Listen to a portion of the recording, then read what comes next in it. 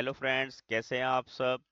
या देवी सर्वभूतेषु विद्यारूपेण संस्थिता नमस्तस्यै नमस्तस्यै नमस्तस्यै नमो नमः। दोस्तों, आपका हमारे चैनल पर स्वागत है। Class 8 exercise 5.1 squares and square root. दोस्तों, ये नई पुस्तक में 5.1 है और पुरानी पुस्तक में ये 6.1 है। आपने इससे परेशान नहीं होना है। क्वेश्चन नंबर 7, योग संक्रिया किए बिना योगफल ज्ञात कीजिए। विदाउट एडिंग फाइंड द सम। आपको इसका जर्नल एक तरीका समझाते हैं। देखिए, ऑड नंबर्स क्या होते हैं, 1, 3, 5, 7, ये सब क्या है, ऑड नंबर्स। मैं इनके बीच में से एक बार प्लस हटा देता हूं। और अगर इन ऑड नंबर्स का हम सम करें, किन्हीं भी ऑड नंबर्स का हम सम करें, उसका एक पैटर्न है। और उस पैटर्न, जैसे अभी अपने पिछले सम में पैटर्न सीखा था, वो क्या पैटर्न है देखिए। अगर एक है, एक ऑड नंबर है, तो क्या होगा, एक जो है का सम तो एक ही है, तो एक एक का स्क्वायर होता है। अगर मैं दो ऑड नंबर्स ले लूं, 1 और 3, 1 और 3 का सम कितना होगा, 4। 4 क्या है, का स्क्वायर। ठीक है। और अगर इसी तरह से मैं आगे चलता चला जाऊं और मैं ले लेता हूं 1 + 3 + 5। अब देखिए, 1 और 3 4, 4 और 5 9, 9 हो गए ना। 9 क्या है, 3 का स्क्वायर। तो ये क्या पैटर्न बन गया, जितनी संख्याएं होंगी उसका स्क्वायर। अब देखिए, संख्याएं 3 है तो 3 का स्क्वायर। अब यहाँ पर यही पैटर्न आपने यूज करना। अगर संख्याएं n है तो n का स्क्वायर, संख्याएं 5 हैं तो 5 का स्क्वायर, संख्याएं 4 हैं तो 4 का स्क्वायर।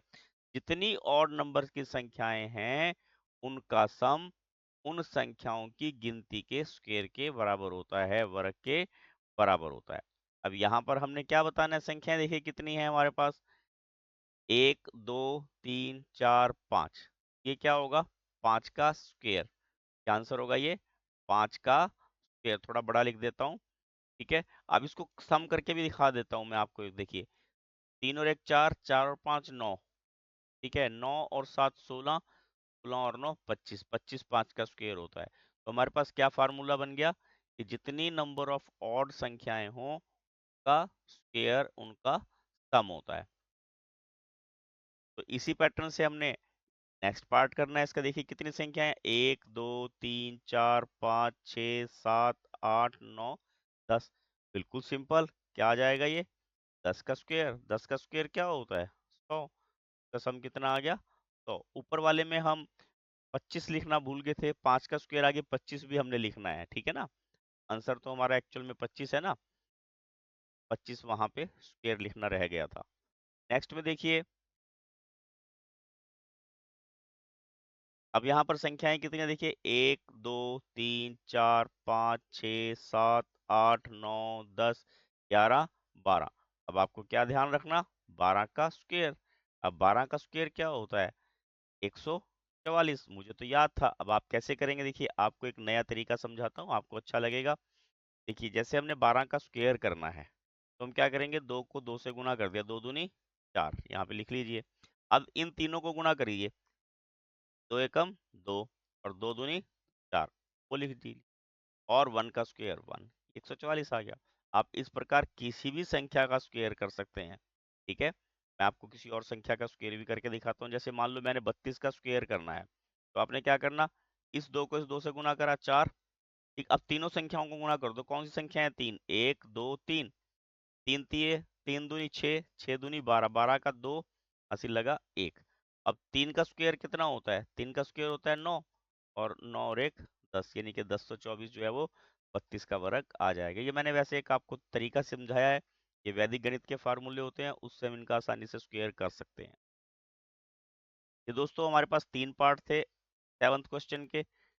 8th क्वेश्चन देखते हैं। सेम वही पैटर्न वाला क्वेश्चन है। 49 को 7 विषम संख्याओं के योग में रूप में लिखिए।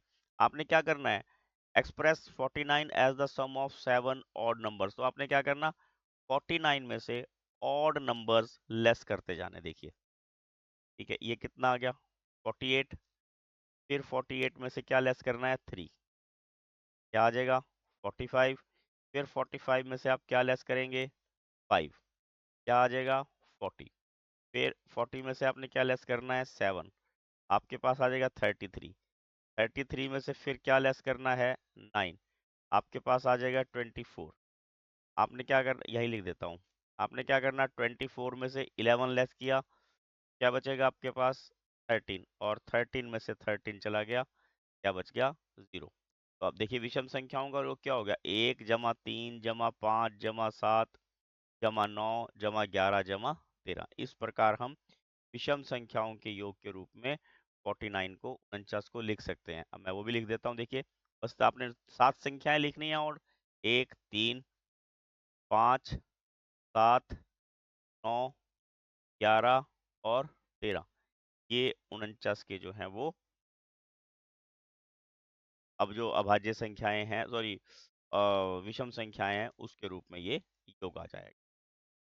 ये दो पार्ट हैं, वो इसी साथ कर लेते हैं।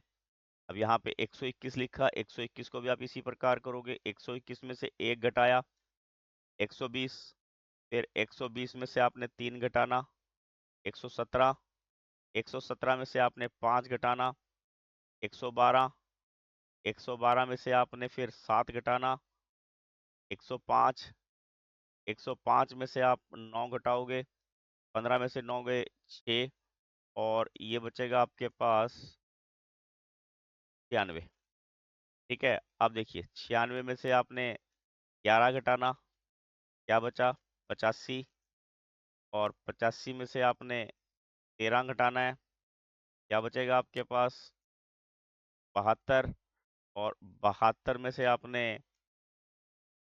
15 घटाना है, 12 में से 5 गए 7, और ये आ गया 57, और के बाद आपने 17 घटाना है, क्या बचा 40, फिर आपने 19 घटाना है, क्या बचा 21, और 21 के बाद फिर आपने 21 घटाना है, क्या बच गया 0। 1 2 3 4 5 6 7 8 9 10 और ये 11। तो आपको ये ध्यान होना चाहिए, जो पैटर्न अभी समझाया था उसी प्रकार इसके 11 पार्ट यहाँ पर बनेंगे। तो हम इसको कैसे लिख सकते हैं, देखिए 1 plus 3 plus 5 plus 7 plus 9 plus 11 plus 13